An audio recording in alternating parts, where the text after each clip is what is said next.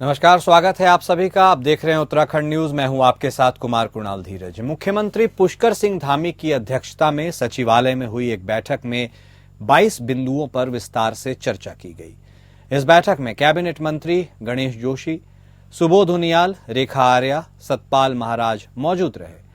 Cabinet बैठक में ऊर्जा विभाग के मामलों में उपभोक्ताओं को सब्सिडी देने का अनुमोदन किया गया। पहले विचलन से फैसला हुआ था और उपभोक्ता भी इसका लाभ उठा रहे हैं। बैठक में यह भी तय किया गया कि अगर कोई उपभोक्ता सब्सिडी पाने के लिए गलत तरीका अपना रहे हैं तो उनसे 2 गुना वसूला जाएगा और इसका फैसला डीएम करेंगे। कैबिनेट ने उत्तराखंड आवास नीति को मंजूरी दी।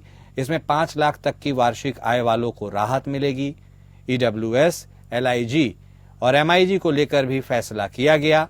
इसके अलावा विभिन्न विभागों और कर्मचारियों के मामलों को लेकर भी कैबिनेट ने अपनी मुहर लगाई है। तो कुल 22 अहम प्रस्तावों पर मुहर लगी है इस बैठक में। खुद मुख्यमंत्री पुष्कर सिंह धामी ने इस बैठक की अध्यक्षता की। सचिवालय में यह बैठक संपन्न हुआ। इसमें कई कैबिनेट मंत्री भी शामिल हुए। गणेश जोशी, सुबोध उनियाल उनमें से प्रमुख हैं।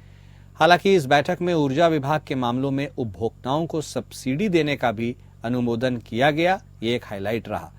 पहले विचलन से फैसला हुआ था और उपभोक्ता इसका लाभ उठा रहे थे। यह तय किया गया कि अगर कोई उपभोक्ता गलत तरीका अपनाता है सब्सिडी पाने के लिए तो उससे 2 गुना वसूला जाएगा।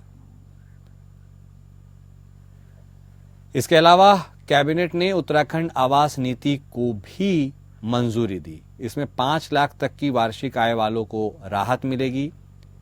ईडब्ल्यूएस, एलआईजी और एमआईजी को लेकर भी फैसला किया गया। विभिन्न विभागों और कर्मचारियों के मामलों को लेकर भी कैबिनेट ने अपनी मुहर लगाई।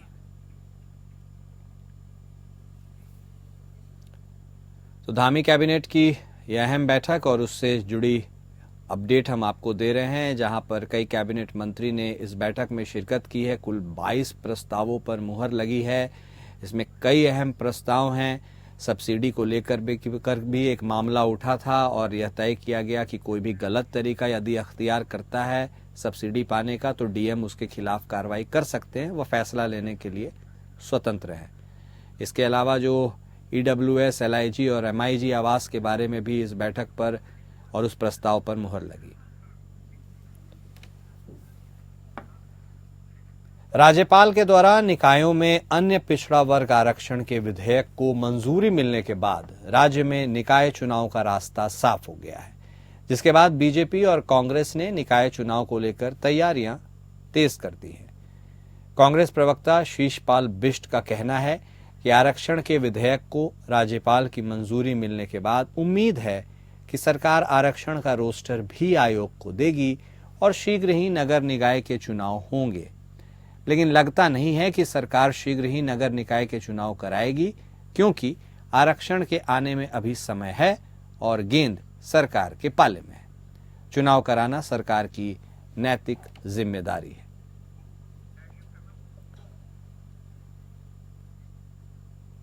तो राज्यपाल के द्वारा निकायों में अन्य पिछड़ा वर्ग आरक्षण के विधेयक को अंततः मंजूरी मिल गई है और अब इसी के बाद राज्य में जो निकाय चुनाव का रास्ता है, काफी लंबे अरसे से निकाय चुनाव वहां पर अभी तक नहीं संपन्न हो पाया है, वह मामला लटका हुआ है और इसके बाद उम्मीद जताई जा रही है कि संभवतः अब निकाय चुनाव वहां पर करवा लिए जाएंगे। और कांग्रेस और भारतीय जनता पार्टी दोनों ने इसको लेकर अपनी तैयारियां अपने तरीके से तेज कर दी है। लेकिन कांग्रेस प्रवक्ता शीशपाल बिष्ट का कहना है कि आरक्षण के विधेयक को राज्यपाल की मंजूरी मिल तो गई है। उम्मीद है कि सरकार आरक्षण का रोस्टर भी आयोग को देगी और चुनाव होंगे, लेकिन ऐसा लगता नहीं है कि सरकार नगर निकाय चुनाव शीघ्र कराना चाहती है या करवाएगी, क्योंकि आरक्षण के आने में समय है और गेंद जो है फिलहाल सरकार के पाले में है चुनाव कराना। हालांकि उन्होंने कहा कि सरकार की नैतिक जिम्मेदारी भी है।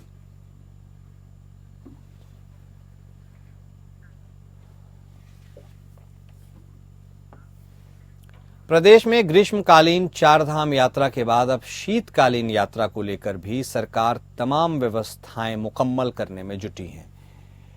एक श्रद्धालु यदि शीतकालीन यात्रा पर आए और भगवान की शीतकालीन गद्दी स्थल पर पहुंचकर दर्शन कर सके, इसे सुगम बनाने के लिए सरकार विचार कर रही है। इसको लेकर बीकेटीसी अध्यक्ष अजिंद्र अजय ने कहा कि प्रदेश में तीर्थाटन की अपार संभावनाओं को देखते हुए मुख्यमंत्री ने शीतकालीन चारधाम यात्रा का शुभारंभ किया है।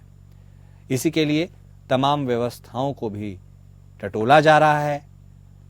इसके साथ ही उन्होंने कहा कि प्रदेश सरकार और बीकेटीसी कार्य योजना पर काम कर रही है, जिससे शीतकालीन चारधाम यात्रा को गति मिलेगी। तो ग्रीष्मकालीन चारधाम यात्रा के बाद अब शीतकालीन चारधाम यात्रा को लेकर के भी तैयारियां शुरू कर दी गई हैं, सरकार और बीकेटीसी दोनों की तरफ से। बीकेटीसी ने यह उम्मीद जताई है कि सरकार इसमें उसका पूर्ण सहयोग करेगी। प्रशासनिक तैयारियों की बात की जाए तो उसे मुकम्मल करेगी। हमारे संवाददाता सतीश कोठारी फोन लाइन पर हमारे साथ जुड़ चुके हैं। सतीश, तो भक्तों को तो हमेशा इंतजार रहता है कि भगवान के दर्शन हो सके, लेकिन जो ग्रीष्मकालीन चारधाम यात्रा है अमूमन उसमें भीड़ शीतकालीन चारधाम यात्रा से ज्यादा होती है। ऐसे में तैयारियों के लिहाज से उसकी तैयारी ज्यादा व्यापक कराई जाती है, लेकिन अब चूंकि शीतकालीन यात्रा की बात हो रही है, ऐसे में क्या कुछ तैयारियां संभव हो पाएंगी या हो सकेंगी, और इसको लेकर कितना कोऑर्डिनेशन बीकेटीसी और सरकार की तरफ से हो सकता है? देखिए, मैं बात करूं शीतकालीन यात्रा की, तो शीतकालीन यात्रा में देखा जा रहा है कि भले कुछ ही लोग दर्शन करेंगे और उनको भी सबसे बड़ी बात यह है कि सरकार की तरफ से बहुत सुविधाएं दी जा रही हैं, और जो जीएनबीएन के गेस्ट हाउस हैं, जो उसके बीकेटीसी के गेस्ट हाउस में, उनमें छूट दी जाएगी। जो अन्य सरकारी गेस्ट हाउस हैं उनमें काफी छूट दी जाएगी, और जो है यात्रियों को काफी सुविधा दी जाएंगी कि ज्यादा से ज्यादा लोग यात्रा करने आए। और जहां पे जिस तरीके से पहले केदारनाथ जाया जाता था, ये बद्रीनाथ जाता थे, तो उसी तरीके से लोग वहां पे भी यहाँ जहाँ पे इनकी वो रखी हुई हैं, डोलियां रखी हुई हैं, जैसे मुख्य मठ की बात करूं चाहे जोशी मठ की बात करूं, जैसे इन जगहों पे जहां जहां डोली रखी गई है वहां पे दर्शन करें लोग। और अच्छे, क्योंकि इस बार इस तरीके से अगर कोई दर्शन करने आएगा, आजकल जो कोई दर्शन कर तो और भी अच्छे ढंग से दर्शन होंगे, क्योंकि उस समय भीड़ भड़ाका ज्यादा रहता है, लोगों का आना जाना, बहुत लाखों लोग यात्रा करते हैं। लेकिन शीतकालीन यात्रा में ये रहेगा कि कम से कम लोग आएंगे और अच्छे से यात्रा कर पाएंगे, और लोगों को दर्शन बहुत अच्छे, पूजा अर्चना अच्छे से हो पाएगी, और जो है दर्शन अच्छे से कर पाएंगे। ठीक है, बहुत सरकार और शासन बहुत अच्छे से तैयारी कर रहा है। जी बिल्कुल, बहुत धन्यवाद सतीश आपका हमारे साथ जुड़ने के लिए और बातचीत करने के लिए। पौड़ी में कूड़ा निस्तारण के लिए नगर पालिका ने जिस भूमि को ट्रेचिंग ग्राउंड के लिए चिन्हित किया था, उस भूमि पर अब जन विवाद खड़ा हो गया, और उसके कारण नगर पालिका के लिए कूड़ा निस्तारण सबसे बड़ी दिक्कत बन गई है। अब कूड़ा निस्तारण के लिए नगर पालिका कॉम्पैक्टर लगाकर प्लास्टिक बोतल और फेंके गए प्लास्टिक से सिल्लियां तैयार कर रही है। नगर पालिका के अधिशासी अधिकारी ने बताया कि भूमि विवाद सुलझने तक अस्थायी डंपिंग जोन पर निर्माण कार्य किया जाएगा, जिससे कूड़े की समस्या लोगों की और दिक्कतें ना बढ़ाए। तो पौड़ी की यह खबर आपको बता रहे हैं, जहां कूड़ा निस्तारण के लिए नगर पालिका ने अब अलग से तैयारी की है। जो जमीन आवंटित की गई थी उसे लेकर विवाद हो गया, और जब तक वह प्रक्रिया विचाराधीन है, यानी उसके सुलझने की प्रोसेस लंबित है, तब तक कूड़ा निस्तारण एक बड़ी चुनौती है। और इसी को देखते हुए फौरी तौर पर अभी नगर पालिका ने यह निश्चय किया है कि वह अलग तरीके से डंपिंग जोन बनाएगी, और ऐसे में जो प्लास्टिक की सिल्लियां बना करके फौरी राहत दी जाएगी, ताकि लोगों को असुविधा ना हो।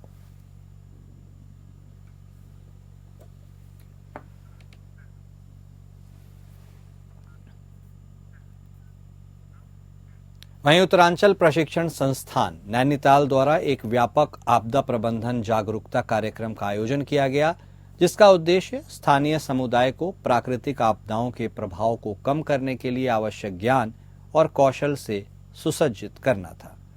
यह कार्यक्रम कालसी के ब्लॉक सभागार के परिसर में आयोजित हुआ, जिसमें स्थानीय निवासी, सरकारी अधिकारी और आपातकालीन प्रतिक्रिया टीमों ने बड़ी संख्या में शिरकत की। इस कार्यक्रम में मुख्य रूप से भूकंप, बाढ़ और भूस्खलन जैसी प्राकृतिक आपदाओं के लिए स्थानीय समुदाय को तैयार करने पर जोर दिया गया, जो उत्तराखंड के पहाड़ी क्षेत्रों में बिल्कुल आम सी बात है। कार्यक्रम की शुरुआत associate professor doctor Om Prakash टोलिया के उद्घाटन भाषण से हुआ, जिसमें उन्होंने आपदाओं से संबंधित मौतों और क्षति को कम करने में तैयारियों के महत्व पर प्रकाश डाला। डॉक्टर टोलिया ने कहा, आपदा के बाद के पहले कुछ मिनट बहुत महत्वपूर्ण होते हैं और समय पर और प्रभावी कार्रवाई से जीवन बचाए जा सकते हैं। कार्यक्रम के दौरान प्रतिभागियों को आपदा जोखिम प्रबंधन, निकासी प्रक्रियाएं, प्राथमिक चिकित्सा, खोज और बचाव अभियान और आपातकालीन आश्रय की व्यवस्था पर विस्तृत जानकारी दी गई।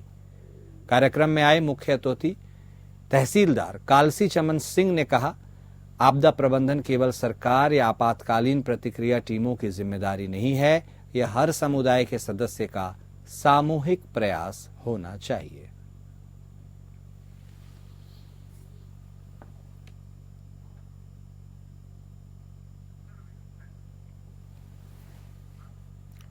बागेश्वर के जिलाधिकारी आशीष भटगाई ने जिला चिकित्सालय का औचक निरीक्षण किया, जिसमें अधिकांश डॉक्टर और कर्मचारी समय पर अपने कक्ष में उपस्थित नहीं मिले। उपस्थिति पंजिका देखने पर 14 डॉक्टर समेत अन्य नर्सिंग स्टाफ को यदि मिलाकर बात की जाए तो कई लोग ऐसे थे जो वहां से नदारद मिले। जिलाधिकारी बागेश्वर ने सभी का स्पष्टीकरण तलब किया है। उपस्थित कार्मिकों को समय पर ड्यूटी में उपस्थित रहने के कड़े निर्देश दिए हैं। जिलाधिकारी आशीष भटगाई ने विभिन्न वार्डों में जाकर स्वास्थ्य सुविधाओं को परखा। जनरल और महिला वार्ड में बेड के ऊपर गंदी चादरें बिछी होने पर जिलाधिकारी ने कड़ी नाराजगी जाहिर की है। इसके साथ ही उन्होंने प्रभारी सीएमएस को फटकार लगाते हुए संबंधित चादरों को तत्काल बदलने के निर्देश भी दिए हैं।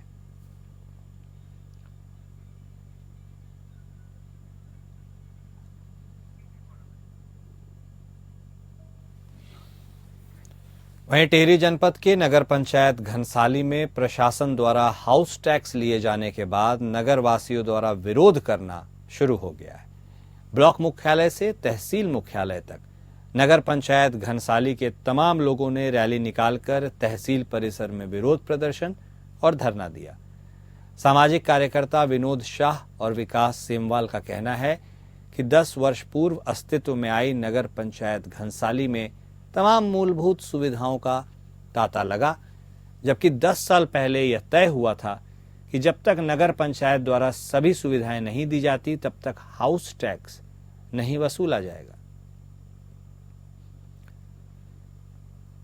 तो हाउस टैक्स को लेकर नगर वासियों ने अपनी नाराजगी जाहिर की है। साफ तौर पर उन्होंने इशारा किया या कहा कि जब तक सुविधाएं समुचित तौर पर नहीं मिलती तब तक हाउस टैक्स नहीं लिया जाना चाहिए और इसको लेकर नगरवासी एकजुट दिखे। उन्होंने इस बाबत प्रदर्शन भी किया।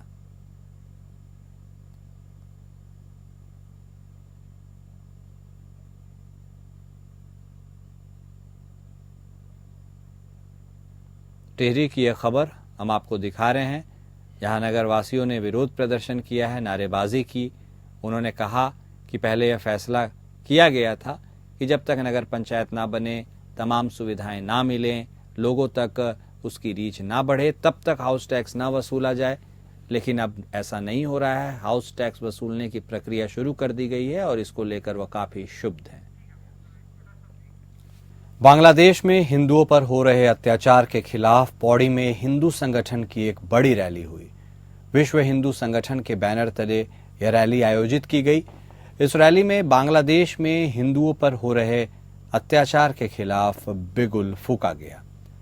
जिलाधिकारी दफ्तर के बाहर सभा के दौरान आरएसएस और भारतीय जनता पार्टी के साथ कई हिंदूवादी संगठन भी जुड़े और बांग्लादेश में अल्पसंख्यकों पर हो रहे अत्याचार के खिलाफ आवाज बुलंद करने का आह्वान किया गया।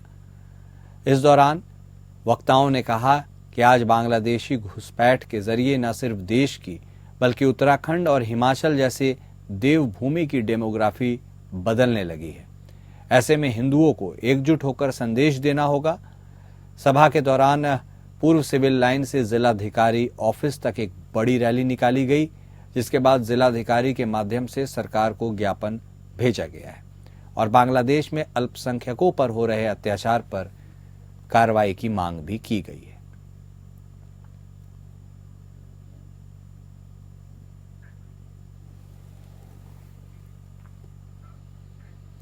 बांग्लादेश में हो रहे हिंदुओं पर अत्याचार के खिलाफ एक रैली निकाली गई। गौरव सेनानी उत्थान समिति और अखिल भारतीय पूर्व सैनिक सेवा परिषद जिला उधम सिंह नगर गदरपुर के पूर्व सैनिकों ने रामलीला मैदान से चक्की मोड़ बाजार होते हुए तिरंगा चौराहे तक आक्रोश रैली निकाली।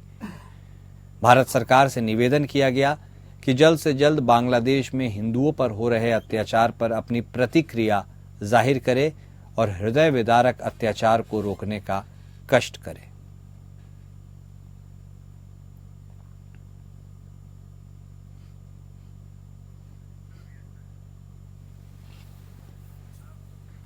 गरुड़ तहसील के अंतर्गत अंगियारी महादेव मंदिर में महाराज अलख मुनि की हत्या का खुलासा बागेश्वर पुलिस ने किया है। मृतक महाराज के सेवक और वारदात में शामिल चमोली जिले के एक वाहन चालक को गैर इरादतन हत्या के आरोप में गिरफ्तार किया गया है। प्रेस को संबोधित करते हुए एसपी बागेश्वर चंद्रशेखर घोड़के का कहना है कि कबूलनामे में आरोपी सेवक बाबा के बयानों के आधार पर घटना के दिन मृतक महाराज और उसके सेवक ने एक साथ मदिरा पान किया था। मदिरा पान के बाद दोनों में बहसबाजी हुई और सेवक का धक्का महाराज को लगा, जिसके कारण महाराज नीचे गिर गए। घबराहट में घायल महाराज को छोड़कर सेवक फरार हो गया।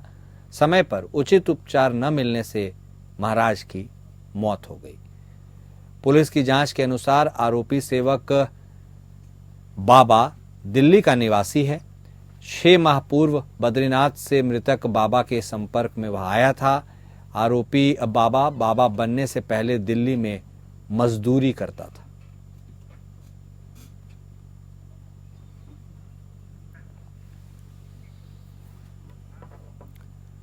विकासनगर के सेलाकोई थाना क्षेत्र भाऊवाला में पुलिस और बदमाश की मुठभेड़ में बदमाश के पैर में गोली लग गई है। घायल बदमाश को उपचार के लिए प्रेमनगर चिकित्सालय भेजा गया। एसएसपी देहरादून के द्वारा घटनास्थल पर पहुंचकर अधिकारियों से घटना के बारे में जानकारी ली गई। मुठभेड़ में घायल बदमाश थाना क्लेमेंट टाउन का हिस्ट्री शीटर है, जिस पर गैंगस्टर समेत कई संगीन अपराध दर्ज है। बदमाश की पहचान लक्ष्मण सिंह रावत उर्फ लक्की निवासी गोकुलधाम क्लेमेंट टाउन थाना देहरादून है। बदमाश पर चोरी, एनडीपीएस एक्ट, गैंगस्टर एक्ट, अनैतिक देह व्यापार इत्यादि के कुल 14 मामले दर्ज।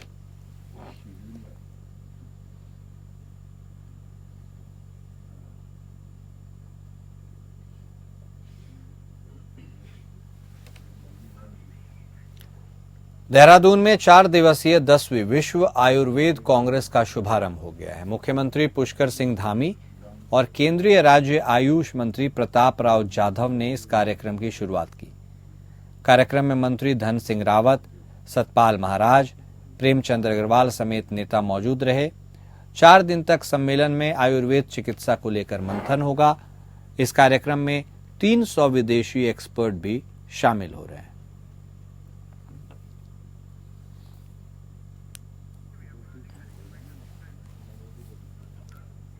और उत्तराखंड न्यूज में अभी के लिए इतना ही। नमस्कार।